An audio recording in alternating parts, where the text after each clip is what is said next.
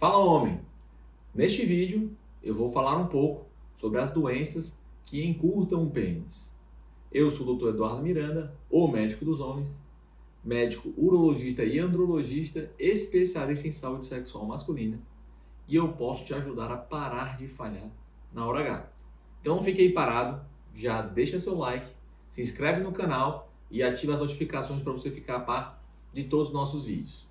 Então vamos aprofundar um pouco sobre essa questão das doenças que diminuem o tamanho do pênis.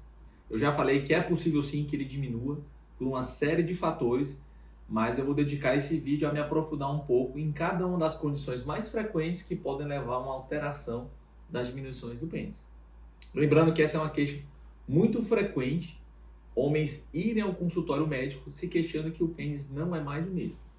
Lembrando que o pênis ele é uma estrutura única, que tem tecido vascular especializado, que é o tecido erétil, que é formado por músculos e vasos sanguíneos. Durante um estímulo sexual, há um estímulo ao relaxamento desse músculo, que é como se fosse uma esponja, ele vai se enchendo de sangue e vai tracionando, vai puxando todas as estruturas elásticas do pênis.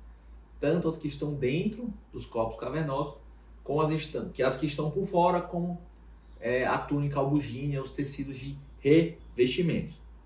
Então, quando a gente fala em diminuição do tamanho do pênis, a gente pode dividir em dois grandes cenários. Algumas doenças ditas genéticas, doenças adquiridas, que realmente levam a alterações nesse funcionamento, e, digamos, doenças secundárias, que levam a uma diminuição relativa do tamanho do pênis. Então, sobre as condições essenciais e primárias, queria começar falando sobre a doença do micropênis, que é uma doença muito confundida. As pessoas pensam que pênis pequeno é igual a micropênis. Na verdade, não.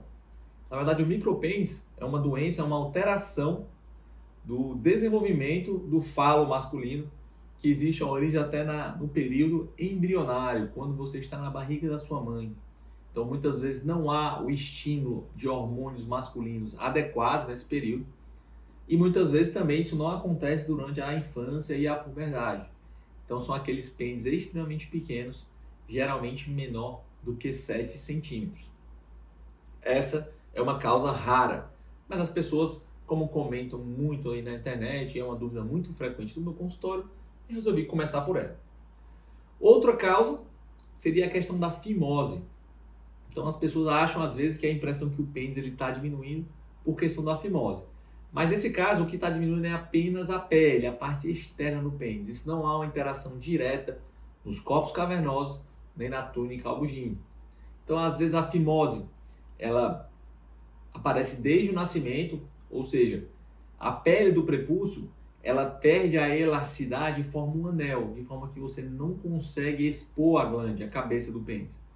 E muitas vezes fica aquela pele sobrando e dá uma aparência, na verdade, num período, quando a criança é bem pequena, isso não traz muito problema.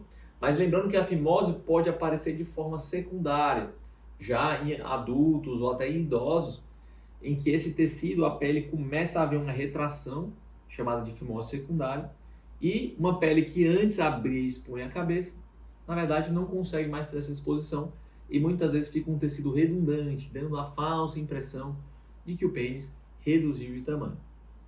A terceira doença e última que eu gostaria de ressaltar nesse vídeo é a chamada doença de Peyronie, que é uma doença que as pessoas, a maioria, não ouviu falar, mas é uma doença que tem até uma certa prevalência em torno de 8 a 9% dos homens, em que a túnica de revestimento interna, a túnica albugínea, sofre um processo de cicatrização exagerada e perde a elasticidade. E aí, nesse caso, não apenas o pênis vai deixar de se esticar, vai encurtar o tamanho do pênis em ereção, mas isso costuma gerar as deformidades penianas as mais diversas, porque essa deformidade, essa perda de elasticidade, ela costuma ser assimétrica. Então, um lado diminui mais do que o outro, ele curva. Ou a ponta, a parte mais distal, mais longe, perto da cabeça do pênis, ela não se expande, dá um afilamento. E por aí vai. Falando sobre as causas secundárias, então muitas vezes é aquela questão que o pênis não diminui de forma verdadeira, mas o pênis ele vai aparentar menor. Um deles, sem dúvida, é obesidade, ganho de peso. Nesse caso, vai começar a haver um acúmulo de gordura na região pré-púbica, e o pênis ele vai cada vez ficando mais escondido, a gordura vai avançando e o pênis continua no mesmo lugar, de forma que a aparência do pênis funcional que vai fazer a penetração pode diminuir bastante. Então muito cuidado com o seu peso, se você acha que está diminuindo, perda de peso pode te ajudar a recuperar parte do que foi perdido. Lembrar que situações como tabagismo podem também dar uma impressão da diminuição do pênis. A gente sabe que o cigarro em excesso ele leva a uma vasoconstricção e, de certa forma, uma vasoconstricção dentro do pênis. E as pessoas que fumam muito, obviamente, não só cigarro, mas diversas outras condições, até o próprio estresse, digamos assim, pode deixar o pênis com aquela aparência do pênis menor. Existe até uma descrição dessa síndrome, né, que é a Lost Penis Syndrome. A pessoa acha que o pênis está encolhendo, está mais branco, está contraído. Na verdade, é um excesso de adrenalina ou de substâncias adrenérgicas geradas por algumas outras drogas que podem levar a uma diminuição relativa do pênis. Um outro grande quesito é a idade avançada. Mas a idade avançada por si só, ela não diminui o pênis. No caso, deveria ser uma degeneração relacionada à idade. Muitas vezes, pelos múltiplos fatores de risco cardiovasculares, comorbidades, que fazem com que o pênis perca a capacidade de ereção. E a disfunção erétil é sim uma das coisas que perde músculo e logo perde tamanho ao longo do tempo.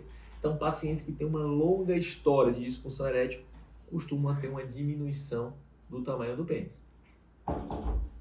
A sétima causa, né, seria no caso a quarta causa dessas causas mais relativas, eu queria falar as cirurgias da próstata, sobretudo a retirada completa da próstata, que é a prostatectomia radical, que é um tratamento muito comum para o câncer de próstata. Ao tirar a próstata, geralmente você vai mexer nos nervos. E muitas vezes, mesmo que eles sejam preservados, esses nervos entram num estado de latência, eles ficam com a função um pouco abaixo, e eles mandam ordens de contração. Então é aquele pênis que fica mais contraído porque está com um processo de regeneração nervosa. Então essa perda de comprimento, ela é transitória. Então aquele pênis fica contraído, mas você fazer uma medida com ele esticado, você vê que ele volta, ele se estica. Então é uma perda que no início ela é uma perda temporária. No entanto, como essa alteração nervosa muitas vezes leva à disfunção erétil, eu já falei também em outros vídeos que a disfunção erétil prolongada pode levar a uma deposição de colágeno no pênis. Depois que o nervo voltar a funcionar, muitas vezes ele já pode ter perdido o tecido erétil e perdido dimensões. E ao você fazer depois uma nova medida com o pênis esticado, você vê que houve uma perda da elasticidade e logo um encurtamento do pênis. Por fim, por último, eu queria falar uso de medicamentos. Geralmente também medicamentos que levam a um pico adrenérgico, né? Como as anfetaminas, que são derivados de adrenalina, né? Até drogas ilícitas, não quero entrar nesse mérito aqui, mas como a cocaína, muitos pacientes que usam essas drogas falam que o pênis ele fica mais contraído. E isso é normal. Eles até têm às vezes um aumento do desejo, mas o pênis fica contraído e é uma impressão que ele está realmente diminuído de tamanho. Então eu espero que vocês tenham revisto todas essas causas, entendido essas causas que podem levar ao encurtamento do pênis. Alguns são encurtamentos reais, outras são encurtamentos aparentes e irreversíveis, mas o ideal é que você faça uma avaliação e possa ter uma ideia melhor em qual situação você está e caso isso esteja te incomodando, converse com um especialista para te dar algumas soluções que possam trazer uma melhor sensação de bem-estar para o seu caso. Mais uma vez eu venho pedir aqui o seu like, que vai apoiar o nosso trabalho. Deixe aqui seu comentário, se você conhece alguém, já teve alguma dessas condições, está sofrendo com isso. Escreve aqui, compartilha com a gente que eu vou ter o maior prazer em responder. Lembrando, eu sou o Dr. Eduardo Miranda, o médico dos homens, especialista em saúde sexual masculina, e queria convidar vocês também a me seguirem no Instagram, meu perfil, o médico dos homens, onde todos os dias eu abro uma caixinha para responder diretamente a sua dúvida. Pode nos contactar, seja pela caixinha ou pelo direct. Aguardo vocês lá.